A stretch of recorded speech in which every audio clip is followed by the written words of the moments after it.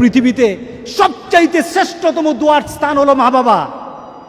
ওই মা বাবা যদি হাত পাতে আরশ পর্যন্ত পৌঁছে যায়, ওই মা বাবা যদি বদদুয়া করে, পৃথিবীর সব তীর সব টার্গেট মিস হতে পারে, কিন্তু মা বাবার বদদুয়া কখনো মিস হয় না, কখনো মিস হয় না।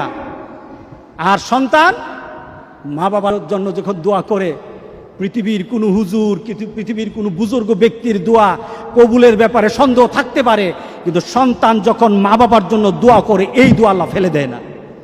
সুবহানাল্লাহ। কারণ মা বাবার এই দোয়াটা শিখিয়ে দিয়েছেন স্বয়ং আল্লাহ সুবহানাহু ওয়া তাআলা, রব্বির হামহুমা কামা রব্বায়ানি সাগীরা।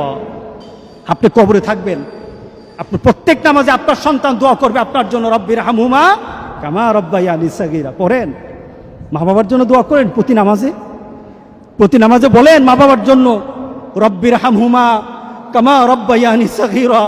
আপনি দোয়া করেন, দেখবেন আপনার দোয়ার কারণে আপনার সন্তান আপনার জন্য দোয়া করছে।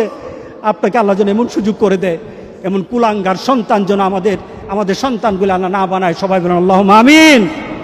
আপনার দালান, আপনার বাড়ি, আপনার সম্পদ, আপনার ব্যবসা, আপনার পৃথিবীর প্রতিপত্তি যত কিছু আছে, সব আপনি দুনিয়াতে ফেলেই চলে যেতে হবে, কিন্তু সন্তান কিন্তু আপনাকে ছেড়ে দিবে না।